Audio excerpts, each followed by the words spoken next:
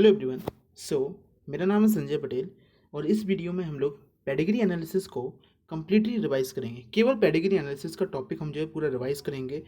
Trick बताऊंगा जिस trick से आप वेरी इजीली जो 30 सेकंड से कम टाइम में आप क्वेश्चंस जो होंगे पेडिग्री एनालिसिस के सॉल्व कर पाएंगे।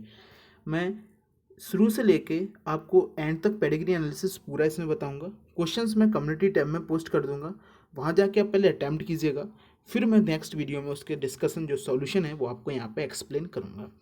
देखिए, पेडिग्री एनालिसिस के आपने स्टूडेंट्स काफ़ी सारे सेशन देखे होंगे, लेकिन इस पर्टिकुलर सेशन में मैं आप लोगों को यहाँ पे केवल क्वेश्चन सॉल्व करना बताऊंगा कि आप लोगों को क्वेश्चन कैसे सॉल्व करने हैं।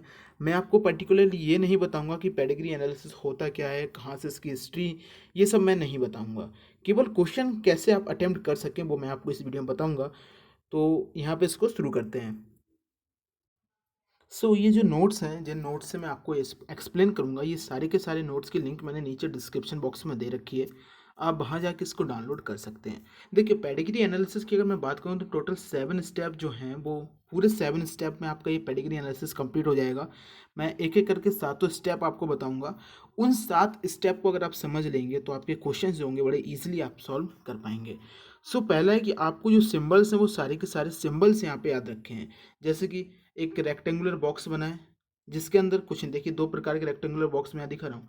तो एक खाली रेक्टेंगुलर बॉक्स अगर आपको ऐसा दिखे जिसका मतलब होता है normal male, means normal male का मतलब होता है वो कोई भी इन्फेक्टेड नहीं है, ना ही वो सिकल सेल एनीमिया, ना ही उसको कोई अदर डिसीज, किसी भी डिसीज से वो इन्फेक्टेड यहाँ पे नहीं है।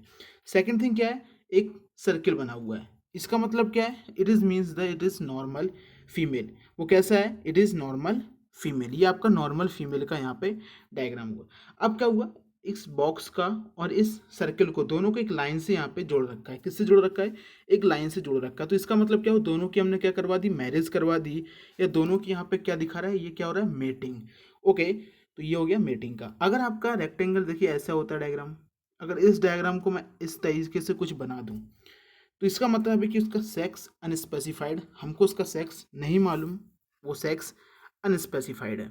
Okay, next diagram is that कि एक सर्कुल है, जैसे ये सर्किल है, इस सर्किल के अंदर जैसे कि पूरा इसको डार्क कर रखा है अंदर से, या कोई रेक्टेंगल है इसको अंदर से पूरा डार्क कर रखा है। ये क्या शो करते हैं, it is affected male and female. तो ये क्या हो गया आपका अफेक्टेड मेल, और ये क्या हो गया अफेक्टेड फीमेल। ओके, एक हो गया आपका अफेक्टेड मेल, तो दूसरा क्या हो गया आपका अफेक्टेड फीमेल का यहाँ पे ये डायग्राम होता है। सबसे इंपॉर्टेंट डायग्राम है आपका ये वाला, carrier female for sex linked recessive.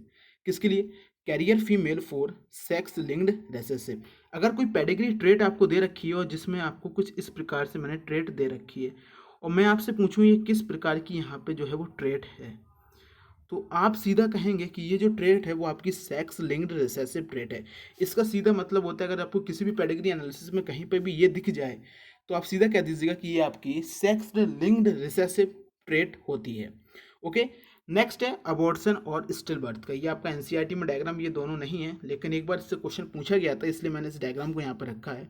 Abortion या फिर स्टिल बर्थ का यहाँ पे ये डायग्राम होता है।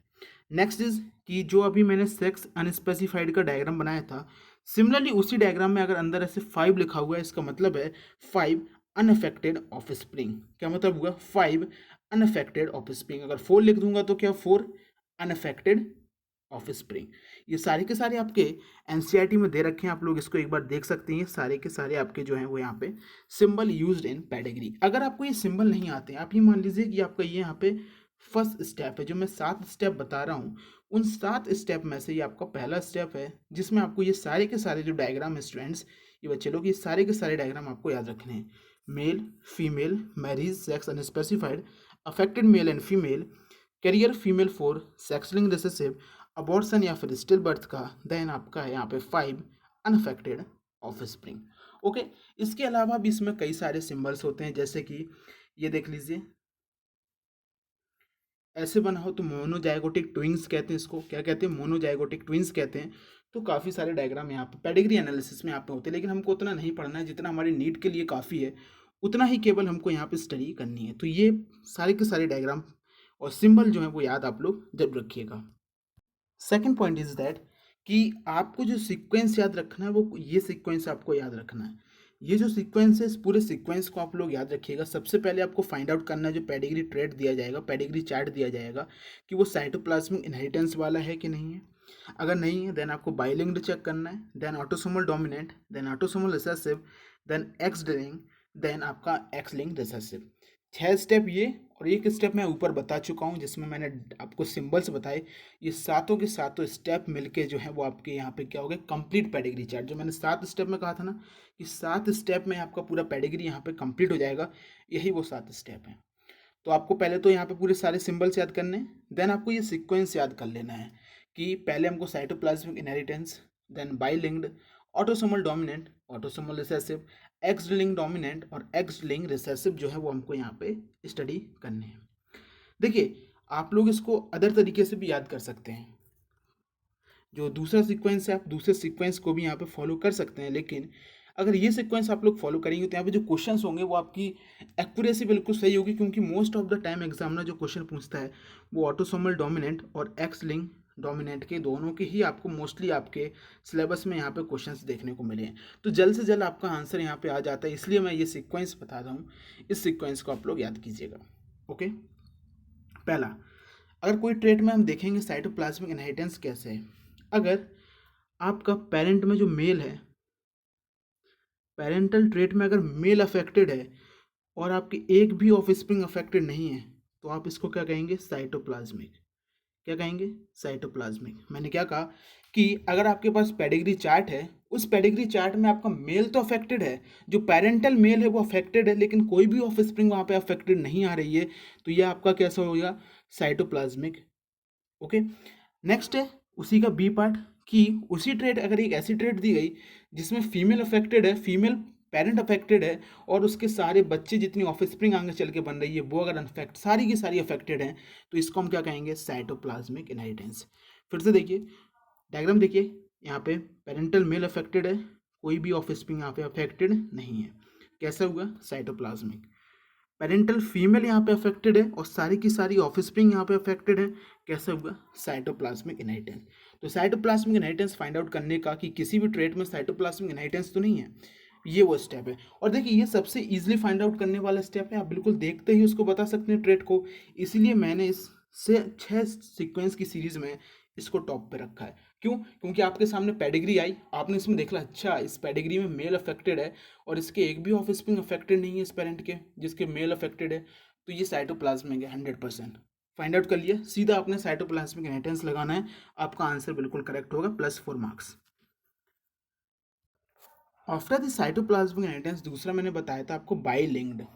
बाइलिंक्ड बाइलिंक्ड में अगर आपका पेरेंट में मेल जो है वो अफेक्टेड है और आगे जो जनरेशन आ रही है उस जनरेशन में केवल मेल ही अफेक्टेड आपको दिख रहे हैं, देखिए सारे के सारे मेल अफेक्टेड आपको दिख रहे हैं, तो ये कैसा हो गया आपका, बाई लिंक्ड। अब आप कहेंगे सर फीमेल में बाई लिंक्ड क्यों नहीं होता, तो फीमेल में दोनों जो होते हैं वो आपके एक्स एक्स होते हैं, तो फीमेल में बाई लिंक्ड नहीं होता, इसमें फीमेल से ही हम जस्टिफाई करेंगे, क्योंकि फीमेल में दोनों एक्स एक्स होते हैं जबकि मेल में एक्स और बाई होते हैं, इसलिए मेल में बाई लिंक्ड जो कैरेक्टर है, by linked recessive, by linked dominant आपको यहाँ पे देखने को मिलेगा। तो करना क्या है कि इसको फाइंड आउट कैसे करना है कि वो बाइलिंक्ड ट्रेट तो नहीं है। आपके सामने मैंने एक पेडिग्री चार्ट देखी, आपने इसमें देखा कि मेल अफेक्टेड है, मेल पेरेंट अफेक्टेड है, उसके कुछ बच्चे भी अफेक्टेड हैं, तो ये साइटोप्लाज्मिक तो नहीं हो सकता, तो क्या ये बाइलिंक्ड है। फिर आप पेडिग्री देखेंगे कि मेल पेरेंट अफेक्टेड है और जितने भी उसकी ऑफस्प्रिंग आगे आ रही हैं, जितनी भी जनरेशन आ रही है, सब में केवल और केवल मेल ही अफेक्टेड है, तो इस टाइप की हम पेडिग्री को कहेंगे बाइलिंक्ड। कैसी कहेंगे, बाइलिंक्ड। इस डायग्राम को देख लीजिए, डायग्राम में देख लीजिए, सबको समझ में आ रहा होगा कि मेल जो पेरेंट है वो अफेक्टेड है और आने वाली जितनी भी जनरेशन है सबके जो मेल पेरेंट हैं वो अफेक्टेड यहाँ पे निकल के आ रहे हैं। इस टाइप की पेडिग्री को हम क्या कहेंगे, बाई लिंक्ड। कैसी कहेंगे, Y linked. Next is autosomal dominant. Autosomal dominant में जो आपका capital A, capital A, capital A, small A, ये दोनों कैसे होते हैं, अफेक्टेड होते हैं। इन दोनों को हम क्या लेते हैं, अफेक्टेड लेते हैं, और जबकि स्मॉल ए जो होता है उसको हम अनअफेक्टेड लेते हैं। इतनी बात समझ में आई कि ऑटोसोमल डोमिनेंट में हम capital A, capital A, capital A, small A, इसको हम अफेक्टेड लेंगे, और जो आपका स्मॉल ए होगा उसको हम अनअफेक्टेड लेंगे। अब यहाँ पे सोचिए, जो आपका ऑटोसोमल डोमिनेंट है इसमें जनरेशन स्किप नहीं होती है, generation skip not possible. Generation skip नहीं होंगी मतलब कि आप देख लीजिए, दो मैं आपको ट्रेड दिखाता हूँ। ये देखिए, ये फीमेल अफेक्टेड, ये मेल अफेक्टेड और ये फीमेल नॉर्मल। दूसरी आपकी ट्रेट ये रही, इसमें आपका female affected, male affected, then normal female. अब इसमें देखिए आपकी इसमें जो है वो जो है आपके आपके पेरेंट यहाँ पे अफेक्टेड हैं, मीन्स पेरेंट यहाँ पे अनअफेक्टेड हैं और बच्चे यहाँ पे इनके अफेक्टेड निकले हैं।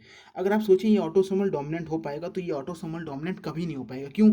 क्योंकि यहाँ पे जो पेरेंटल जनरेशन है वो यहाँ पे स्किप हो गई है। क्या कहा मैंने? जो इसकी जो पेरेंटल जनरेशन है, ये जनरेशन ये स्किप यहाँ पे क्या हो गई है? स्किप हो गई है। कैसे? क्योंकि ऑटोसोमल डोमिनेंट में क्या होता है कि ऑटोसोमल डोमिनेंट में आपका कैपिटल ए और कैपिटल ए और स्मॉल ए, ये दोनों जो होती हैं वो कैपिटल ए स्मॉल ए आपकी अफेक्टेड होती हैं।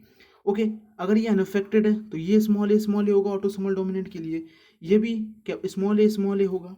तो फिर यहाँ पे ये कैसे लेके आओगे आप? कैपिटल ए कैसे लेके आओगे? कैपिटल ए नहीं ला सकते ना।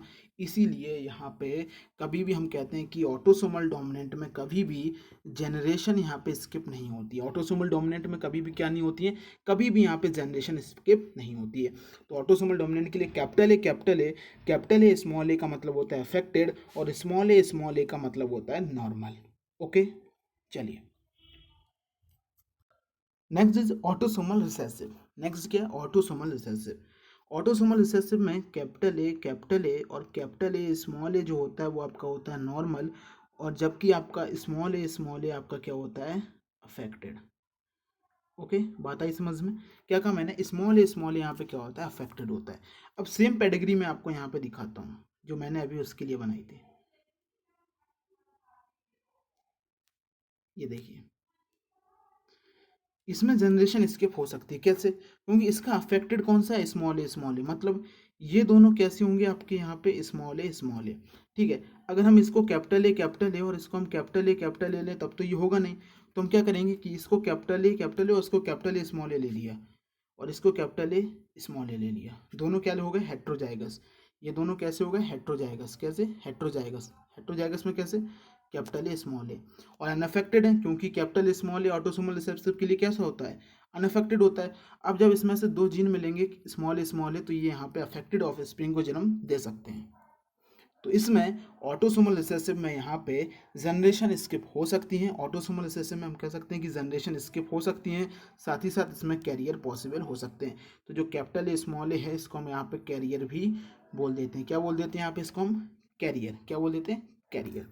बात आई समझ में? चलिए नेक्स्ट देखिए, ऑटोसोमल के बाद आता है एक्स लिंक्ड डोमिनेंट और एक्स लिंक्ड रिसेसिव। हमेशा याद रखिएगा कि जो डोमिनेंट है इसमें कैरियर पॉसिबल नहीं है और जनरेशन स्किप नहीं होंगी, जबकि जो रिसेसिव है उसमें कैरियर पॉसिबल होंगे और जनरेशन स्किप होंगी। इतनी बात अभी मैंने बताई। क्यों? क्योंकि वो कैपिटल ए से मैंने एक्सप्लेन किया कि डोमिनेंट केस में कभी भी जनरेशन स्किप नहीं होंगी और यहाँ पे कैरियर पॉसिबल नहीं होंगे। रिसेसिव में कैरियर पॉसिबल होंगे और साथ ही साथ यहाँ पे जनरेशन भी वो स्किप कर सकेंगे। चलिए नेक्स्ट देखिए, यहाँ पे एक्स लिंक्ड डोमिनेंट और एक्स लिंक्ड रिसेसिव। बाइलिंक्ड हम पहले ही देख चुके हैं। बाइलिंक्ड में क्या होता था कि जो पेरेंट मेल होता था और आगे चल के फिर उसकी सारी की सारी ऑफस्प्रिंग अफेक्टेड होती थी। अगर पेरेंट मेल अफेक्टेड है तो और उसकी सारी की सारी मेल ऑफस्प्रिंग जो अफेक्टेड है तो उसको हम क्या कहेंगे? Y linked. Okay, X linked dominant, X D affected female, ये नॉर्मल फीमेल।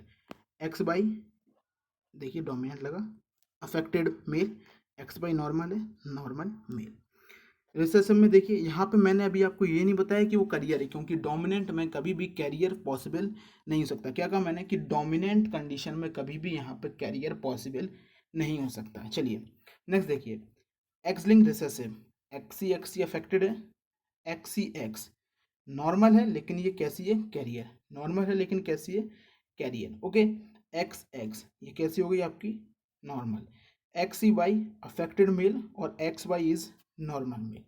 बात आई समझ में? चलिए क्वेश्चन देख लेते हैं आपके लिए। एक क्वेश्चन तो यहाँ पे करवा के जाऊंगा। यहाँ पे देखिए, दोनों आपके अनअफेक्टेड हैं।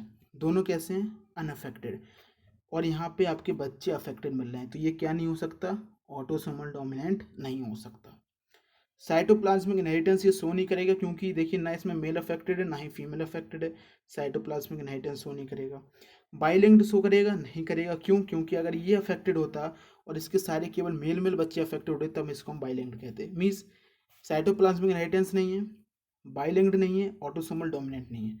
तीन चीज़ें जल्दी फाइंड आउट कर ली।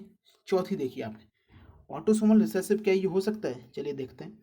ये नॉर्मल है, हमने इसको ले लिया कैपिटल ए या फिर कैपिटल ए स्मॉल ए, इसको भी ले लिया कैपिटल ए स्मॉल ए।